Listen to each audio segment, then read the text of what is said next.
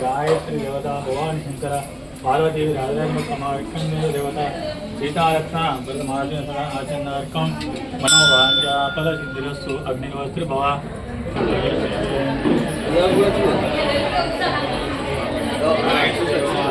आचरणार्थम मनोवांछाफल सिद्धिरस्तु अग्निहोत्री भव ब्रह्माय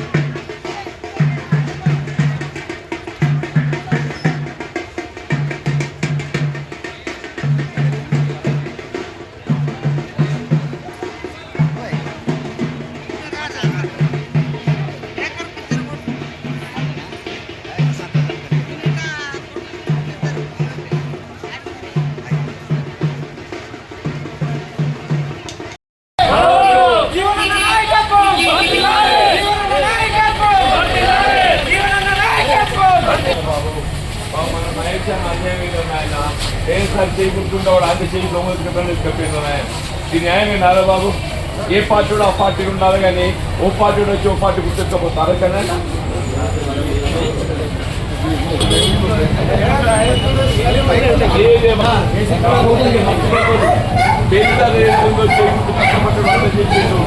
కేంద్ర సమయానికి ఏది ఇస్తుందో మనకు దొంగలకి బదాల పడ్డట్టు అయిపోయింది మన బస్సు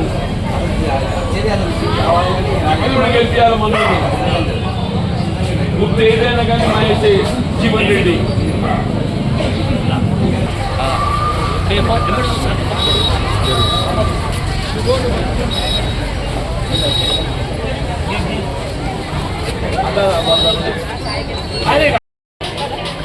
బాబా ఓ తల్లి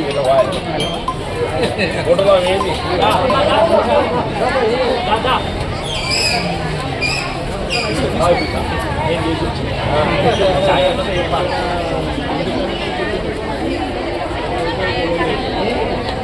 మన ఏసీ గుర్తు మన చెయ్యి దొంగలెత్తుకపోయిన ఎడికైనా మన పిల్లలకి చేసావు జీవులను రాగానే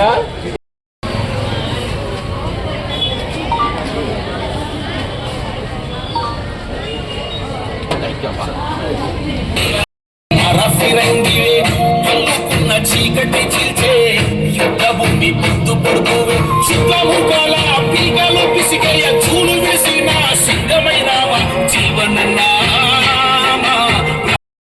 రేపు రాబోయేటువంటి మున్సిపల్ ఎన్నికల్లో మన 2 వార్డులవ్వ ముఖ్యంగా ఇక్కడ ఏదైతుందో మన పవిత్ర మహేష్ అట్లాగే మనోడు రాజశేఖర్ వార్డ్ నెంబర్ జమున రాజశేఖర్ వీళ్ళందరికీ మద్దతు కోరడానికి ఏదైతుందో నేను ఈరోజు మీ ముందుకు రావడం జరిగింది అబ్బా. అంటే వాస్తవంగా ఈ ఎన్నికలు చూస్తే నాకు కొంత చిత్రం అనిపిస్తుంది. ఈ ఎన్నికే కానీ నేనైతే 40 ఎన్నికలు కొట్లాడుతున్నావా. ఇప్పుడు ఏమైపోయిందంటే ఎవడే పాటో తెలుస్తలేదు. ఓడన కానీ అవ్వ ఎవడు ఏ పాట ఏం తెలియదు తల్లి. ఓ ఆయన అంటాడు నేను బీఆర్ఎస్ పార్టీయే, నాకు కారు గుర్తే. అసెంబ్లీ స్పీకర్ చెప్తే వీపుకి అనుగుణంగా నేను కారు గుర్తుగా ఓటేస్తా. మరి నిజంగా నేను కారు మనిషి అయితే మా కాంగ్రెస్ పార్టీలు ఎందుకు చిచ్చు పెడుతున్నారు అంటున్నాను. మా కాంగ్రెస్ పార్టీలో ఎందుకు చిచ్చు పెడుతున్నావు అని చెప్పి అంటున్నాను నేను. నాకు ఇది కొత్త నినాదం కనబడుతుంది, అభివృద్ధి. ఆ అభివృద్ధి అంటే ఏదో నాకు తెలియదు నాన్న. అభివృద్ధి అంటే పక్కింటోడికి అన్నం ఇస్తాడు అనవా? అవునమ్మా? అభివృద్ధి అంటే పక్కింటోడికి అన్నం ఇస్తాడు అంటున్నా నేను. నేనేమంటున్నా, నీ సంసారం నువ్వు చక్కగా చేసుకో అంటున్నా నేను. నీ సంసారం నువ్వు చక్కగా చేసుకో అంటే వచ్చి నా సంసారం చిచ్చది పెడుతున్నావు. ఇది న్యాయమేనాడమ్మా? ఇప్పుడు పోయినసారి మహేష్ ఏదైతున్నదో కాంగ్రెస్ పార్టీ చేయి గుర్తుకెళ్ళి నిలబడ్డాడు అబ్బా. వాడు రాజశేఖర్ కూడా నిలబడ్డాడు. పాప మంచో చేయటం మా మీద అభిమానంతో ఏదైతుందో కాంగ్రెస్ పార్టీకి మద్దతుగా అండగా నిలబడి కాంగ్రెస్ పార్టీ బలోపేతం కృషి చేస్తుండబ్బా. టికెట్ ఎవరికి ఇవ్వాలా? కాంగ్రెస్ ఇవ్వాలా లేకుంటే బీఆర్ఎస్ ఇవ్వాలన్నబ్బా? మహేష్ చేసే తప్పేంది పాపమేంది? రాజశేఖర్ చేసే తప్పేంది పాపమేంది అంటూ నేను. వాళ్ళు జీవన్ రెడ్డికి తోడు నిలవడే తప్ప అంటూ నేను. నీ 40 ఏళ్ళకనే కాంగ్రెస్ పార్టీ నమ్ముకొని ఒక చెట్టు నీడని ఏదైతున్నదో నేను ప్రజాసేవకు అంకితమైన అవ్వా. ఇక్కడ మహేష్ జీవన్ రెడ్డి తోడు నిలుస్తున్నాడని చెప్పని వాడగట్టుగా ఆనూరు తీసుకొచ్చేది అవుతుందో ఇక టికెట్ ఇస్తారబ్బా.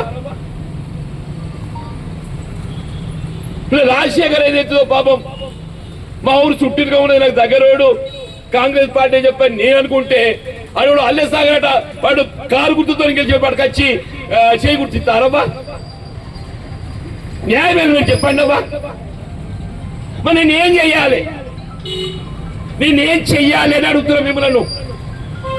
నన్ను నమ్ముకున్న వాళ్ళకి అన్యాయం అవుతుంటే, కాంగ్రెస్ పార్టీ నమ్ముకున్న వాళ్ళకి అన్యాయం అవుతుంటే నేను వాళ్ళకి అండగా నిలబడాలా నిలబడద్దా?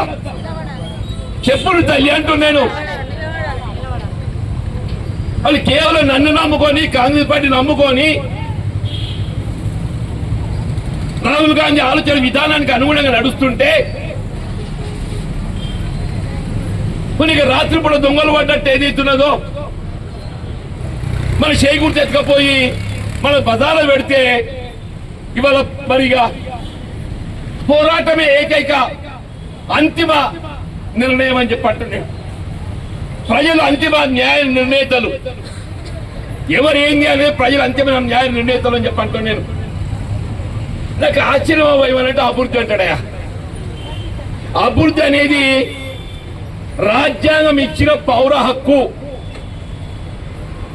అభివృద్ధి అనేది రాజ్యాంగం ఇచ్చినటువంటి ఒక పౌర హక్కు అంటున్నా నేను. పెద్ద కొండా లక్ష్మణ్ బాపూజీ గారు ఏదైతున్నదో ఏ స్వర్గస్థులైన రవ్వ 3 తరాల ఉద్యమ నాయకుడు, 3 తరాల ఉద్యమ నాయకుడు అన్నాడు. స్వాతంత్ర పోరాటం కొరకు ఆంగ్లేయులతో పోరాటం చేసిండవ్వ. తర్వాత నైజాంతో పోరాటం చేసిండు హైదరాబాద్ రాష్ట్ర విముక్తి కొరకు. తెలంగాణ రాష్ట్ర ఏర్పాటు కొరకు ఏదైతున్నదో అలా పదవి త్యాగం చేస్తే మళ్ళీ జీవితకాలంలో పదవిని చూడనటువంటి వాడు, పదవి కోరుకున్నటువంటి వాడు మన కొండా లక్ష్మణ్ బాపూజీ అమ్మ.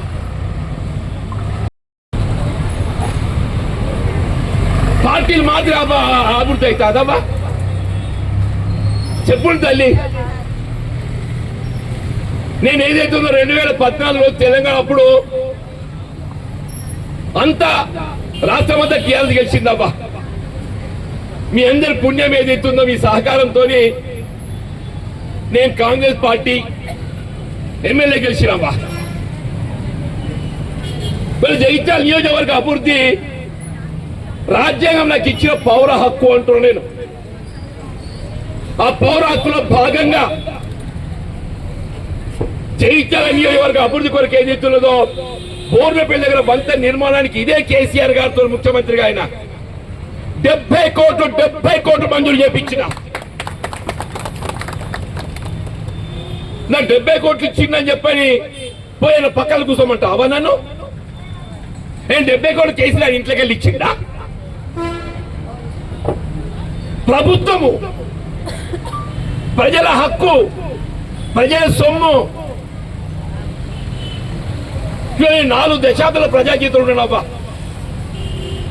ఈ 4 దశాబ్దాల కాలంలో నేను చెప్తున్నా తల్లి, ఆనాటికల్లి ఈనాటి దాకా నేను 6 పర్యాయాలు ఎమ్మెల్యే గెలిచినని చెప్పంటే మీ అందరి పుణ్యం, మీ అందరి సహకారం అని చెప్పంటారు. ఒకసారి ఓడిపోతే కూడా శాసన మండలికి ఎంపిక చేసిన పట్టభద్రులకు ఒకే ఒక్కరిని మొత్తం శాసన మండలిలో ఒకే ఒక్కరిని. ఆయన ఒంటరి పోరాటం చేసిన ఎన్నడూ కూడా తల వంచలేదు, ఎన్నడూ కూడా తల వంచలేదు అంటున్నా నేను. రాష్ట్రంలో కాంగ్రెస్ ప్రభుత్వం అధికారానికి రావాలని చెప్పని మార్పు కోరుతూ టీఆర్ నియంత్రిత పాలనకి ఏదైతుందో చరమగీతం పాడాలని చెప్పేది ఉద్యమించి రాష్ట్రంలో కాంగ్రెస్ పార్టీ పట్టుకొచ్చినాం. బాబా జగిత్యాల నాకు అదృష్టం దక్కలేదు. మరి 40 ఏళ్ల పోరాట ఫలితం ఏదైతున్నదో కాంగ్రెస్ పార్టీ నమ్ముకొని కాంగ్రెస్ పార్టీ బలోపేతం కొరకు పోరాటం చేస్తే నా దక్కిందేంది? నా భుజాలు మహేష్ భుజము, రాజశేఖర భుజము, పులిరావు పాపం పులిరామబ్బా అని వాడు క్యాదాస్ నాగైనో అని పేరేందో వాడు ఎన్నైనా జీవితంలో కాంగ్రెస్ కొట్టేసిరావా? జీవితంలో కాంగ్రెస్ కొట్టేసాడు చేకూర్చుకో. ఏదో కాంగ్రెస్ జెండా కప్పుకున్నాడా? ఊరిగా వాళ్ళకి టికెట్ ఇచ్చి మన బజార్లో పెడితే మరి ఏం చేయమంటావు తల్లి? కొట్టారా మాద్దా?